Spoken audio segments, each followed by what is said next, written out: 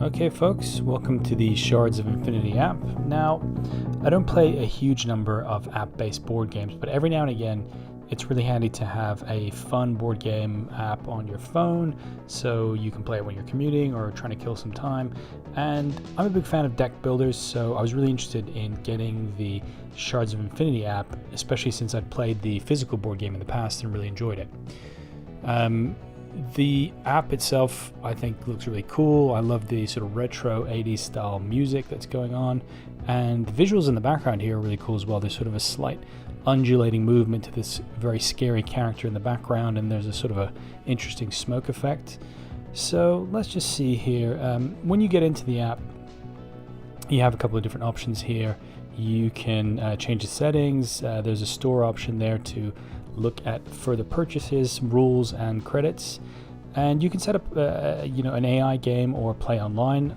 I'm gonna probably choose a AI-based game, so click on the new game, and when you go in, you can select different levels of AI opponents. I'm going to choose the hard opponent just to give me a really good challenge here. You can do pass and play here as well if you want to.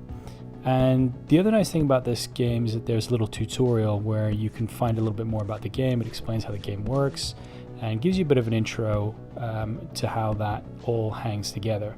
But we're probably going to pass that for now and just try and get straight into the game. So let's see here. And the faction heads are allocated. The faction heads that you get in this game don't actually make any material difference without the expansion, which does add a certain amount of asymmetry. So we'll see what happens when that comes out for the app. Now, this game is a deck builder, as I said, and if you haven't played the physical version of this game, or the app, let's say, it's going to be very similar to other deck builders. For me, the most familiar deck builder is something like Star Realms, although I understand this game is more heavily based on the Ascension deck builder game, although I have no idea how that one plays personally, but it felt very familiar to me coming from Star Realms.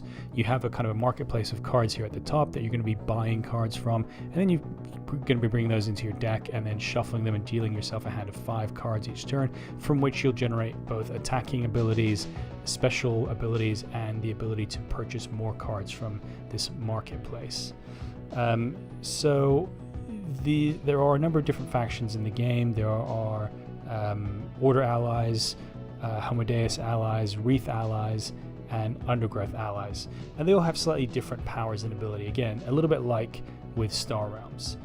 And let's kick things off here. So I'm going to play my hand, and I can see that I've got 3 purchasing power with the crystals and 3 attack with that kind of red bullseye symbol. So that's not great in terms of I'd prefer to have had a little bit more of, let's say, purchasing power at this early stage, but I think I'm going to maybe come over to this right side, and this Homodeus ally reactor drone looks pretty interesting, because that's going to give me some more money down the line when I want to come back and buy more cards from the marketplace. So anything else interesting? Let's have a look. No, I think that's going to be the best option. Now, each of these factions have obviously a sort of different focus. Some of them are more attack based, some of them are more defensive, some of them give you healing abilities. But let's see what we get in our next turn. So just did my 3 points of damage to my opponent there. We're both on 47.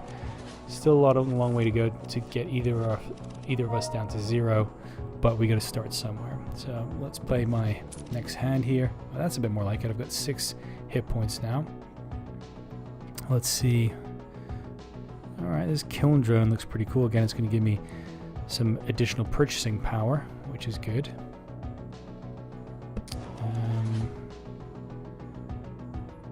Let's see, anything else interesting here that might help us out on our quest to try and defeat this evil AI?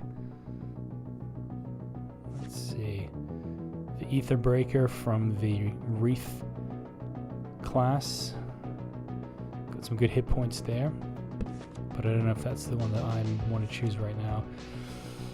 The Command Seer from the Order allies has got this 5 shield value, which is going to protect me from damage up to 5 points, which can be quite handy when you're getting hammered by your opponent. And it also gives me 2 crystals for purchasing power, so I think I'm going to pick that one up. I've got one crystal left, so I'm actually going to use that to use the focus option. It's a little bit clipped here from the screen, unfortunately, but basically on the far right hand side there's a focus button which lets you spend one crystal credit to increase your Shards of Infinity ranking. And what that does is it allows you to use more powerful versions of cards, like with this card, where if you reach 10 in Infinity Focus power, you can do 8 damage instead of 4. So it's a really interesting twist on this game, and it's sort of an extra layer of depth compared to something like Star Realms, where you have upgraded versions of cards. So I'm going to just do that and then go ahead and end my turn. You can see here in my hand down the bottom of the far right, I've gotten a shield there, so it's going to protect me from up to 5 damage. There you go. So I managed to avoid that damage, which is great. Now I've got 7 credits, which is pretty cool. Let's see, what do I want to buy? A lot of options this time around, and it may be good to double down on this kind of order ally strategy that I've taken here. A bit more of a defensive approach. Note that with these cards with the red background, they're mercenaries, and you can actually do something else that's quite interesting about this game, is that if you have a card that's got this red background on the mercenary title, you can choose to fast play it, which means you get the benefit of the card straight away. You discard it from your deck, it goes back into the discard pile of the main marketplace, but you can get to that power of that card right away. I don't think I'm going to do that in this particular case. I'm going to put it into my deck, but it's a really nice additional strategic or tactical layer that gives you a bit more options in this game. Here again, you can see there's another mercenary here, which has got the ability to allow me to draw 2 more cards. And I'm going to just recruit that normally into my deck, and I think I'll do a focus there to bring my focus level up a little bit. Alright, time to now end my turn, I believe. Okay, let's see what our opponent is doing. Alright, bit of damage done there. Not a catastrophe just yet, but got to keep an eye on this. And let's see what I've got. Okay, so 6 purchasing power. Interesting. A lot of purple options. The Wreath allies here do give you a lot of hit power, and they tend to chain off each other quite well, so I'll take one of those. And the Undergrowth allies tend to have a healing focus, and they can be quite good. In this case, this is a mercenary, so if you needed a bit of an emergency health boost, you could fast play that card, but I'm going to take it into my deck. Do my damage, and my turn is over. So let's see what my opponent here is going to do. Alright. Weren't able to do me too much damage, which is fine, but let's see what I can do here. So I've got a good amount of money again. This is pretty nice. Homodeus ally. I've got another Homodeus card in my deck, so they kind of, it's always good to try and build up a bit of an engine around certain classes of cards, so that's quite nice. I think I'll focus for one, and then unfortunately I'm going to waste 1 crystal, but them's the breaks. Sometimes you gotta waste some money sometimes. And wow, this is a pretty punchy round. My opponent has managed to deal a lot of damage. Thankfully 5 of it was blocked by my shield there, but that's kind of worrying. They've managed to really take me down quite far. But that green card that I purchased a little bit earlier came in handy and gave me a little bit of a health boost there. Optio Crusher, another champion. Corvus Legionnaire, looks pretty cool, I'll grab that. Shadow Apostle, grab that as well, and do my damage. And let's see what the opponent has got planned for us here. Okay, feeling relatively calm, not too much damage racking up just yet. And I'm feeling like this, I've still got, I'm still in the game here. So there's only 5 hit points between us, so let's see what we're going to do here. Another Undergrowth ally might be good to just team up with some of my other green cards. Wish I could buy this one, but unfortunately it's a bit too expensive. Shard Abstractor, which is pretty cool, gains me some infinity focus there. And yeah, maybe grab that shield as well to give me a little bit more protection. Do my damage. Not a huge amount of damage I did to my opponent there, unfortunately, but let's see. Okay, turn's done. They've done a little bit of damage back to me. Alright, let's play these cards, see what we got.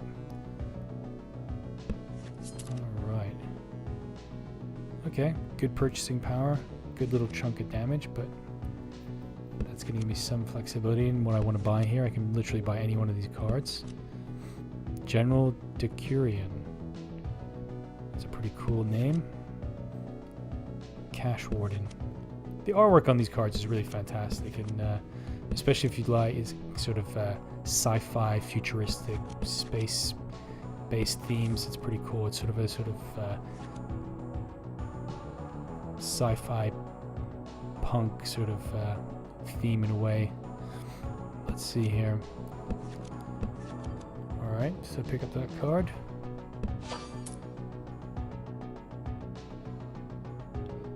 And deal my damage to my opponent. Let's see, this looks like unfortunately another big round for my opponent in terms of damage. Wow, 21 points of damage, that's huge. I was not unfortunately able to block any of that. Okay. This is starting to look bad for me, folks. I don't know if I'm going to be able to close the gap here now because they're on 50 hit points and I'm only on 21. So I think I've been investing a little bit too much in defensive cards. So let's see. I've got 7 in shield down here, so at least I'm going to block some of the damage they do. Let's see. All right, so 7 was blocked. I've got 15 left. 15 to what is it? 15 to 50. Wow, that's kind of worrying. 15 to 48. Sorry. Okay. I can banish a card from my hand, so this is like a thinning of my deck a little bit. I'll get rid of one of the crystals. They're not as useful as some of the other cards. What can I do here? Probably going to try and get a little bit more hit point damage ability into my hand. So what should we do here? All right, let's get that guy. Alright, it looks like my opponent has some champions that I can take out. Now, these are a little bit like the bases in Star Realms. You kind of put them out in play, and they have to be destroyed before you can do damage, in some cases, to your opponent. Although it works a little bit differently in Shards of Infinity. And when you destroy them, they don't get discarded permanently from the game. They just discarded back in the player's deck, so to speak. Alright, folks.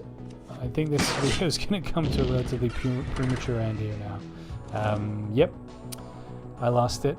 C'est la vie. Never mind. You live and you learn. Still, you know, that was a lot of fun. Even though I lost, I really enjoyed that. And hopefully that gives you a really good idea of how this game plays. As I said, the app is really silky smooth. It sort of allows you to kind of capture that satisfaction of putting together a great combo in the physical game. But it handles a lot of the admin very nicely, as you've seen there in the clip. I think, for me, you know, this is a great deck builder. It feels like a bit of a step up from Star Realms because it adds a couple of those extra layers with the ability to use sort of upgraded versions of cards and fast play some of the cards immediately to use their benefits. It's a little bit more depth and richness, I'd say, to Star Realms, so I'm really enjoying exploring it. And you know, hopefully this gives you a good idea, not just of the app, but, you know, if you're not familiar with Shards of Infinity, it gives you a bit of an idea of how the game itself plays. But, you know, overall, you know, I think this is a great experience. Really smooth app, works really well, and I couldn't have really asked for much more. And I think this is going to stay firmly on my digital collection for quite some time because it's great to pull out when I'm commuting or I have to kill some time. Great little app. By all means, if you have any comments or questions, drop them down below in the comments section or hit me up on Twitter at GameMinimalist.